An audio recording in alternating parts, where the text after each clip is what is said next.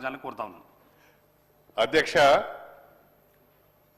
ఇది ఒక ముఖ్యమైన అంశం. సభ్యులందరూ కూడా చాలా ఉత్సాహంగా ఈ చర్చలో పాల్గొనాలని ఉత్సాహపడుతున్నారు. ఒక పవిత్రమైన రోజు, ఒక చరిత్రాత్మకమైన రోజు, దళిత జాతులకు మేలు జరుగుతున్న రోజు. ఈ సమయంలో స్పీకర్ గారిని, అదేవిధంగా లెజిస్లేటివ్ అఫేర్స్ మినిస్టర్ గారిని కూడా నేను రిక్వెస్ట్ చేస్తున్నాను, అందరికి అవకాశం ఇవ్వండి, 1-2 నిమిషాలు ఎక్కువ సమయం కూడా ఇవ్వమని ప్రత్యేకంగా మిమ్మల్ని కోరుకుంటున్నాను. అధ్యక్ష, 1994లో ప్రకాశం జిల్లా ఈదుమూడిలో షెడ్యూల్ కులాల వర్గీకరణ కోరుతూ ఒక సమావేశం జరిగింది. 2025 30 సంవత్సరాలు గడిచిపోయింది అధ్యక్ష. 30 సంవత్సరాలుగా ఎంఆర్పిఎస్ నాయకత్వంలో బ్రహ్మాండంగా దండోరా ఉద్యమం జరిగింది. 30 సంవత్సరాలుగా ఈ దండోరా ఉద్యమానికి నాయకత్వం వహిస్తున్న మందకృష్ణ మాదిగను ప్రత్యేకంగా అభినందించవలసిన అవసరం ఉన్నది. మాదిగ ఉపకులాల తరఫున ఈ వర్గాలు అనేక దశాబ్దాలుగా అన్యాయానికి గురవుతున్నాయి.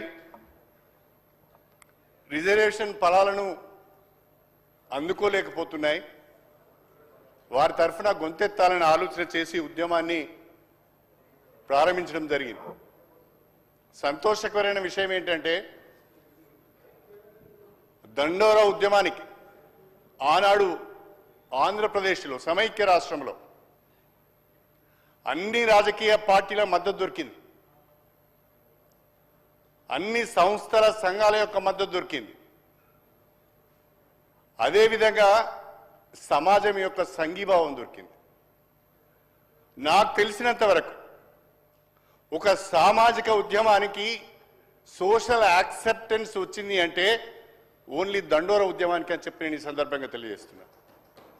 అందుకే దాన్ని సామాజిక ఉద్యమం అన్నాం.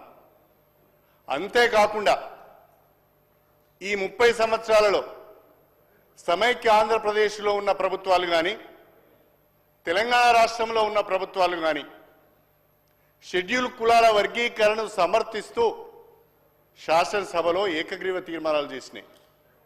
తెలుగుదేశం ప్రభుత్వం కావచ్చు, కాంగ్రెస్ ప్రభుత్వం కావచ్చు, బీఆర్ఎస్ ప్రభుత్వం కావచ్చు, మళ్ళీ వచ్చిన కాంగ్రెస్ ప్రభుత్వం కావచ్చు, అన్ని రాజకీయ పార్టీలు కూడా సంఘీభావం తెలిపినాయి. అన్ని ప్రభుత్వాలు కూడా శాసనసభలో ఏకగ్రీవ తీర్మానం చేసినాయి.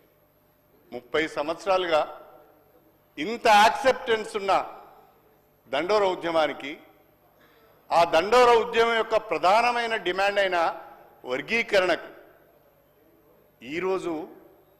ఈరోజు పరిష్కారం లభిస్తున్నందుకు చాలా సంతోషంగా ఉంది అని చెప్పి నేను ఈ సందర్భంగా తెలియజేస్తున్నా.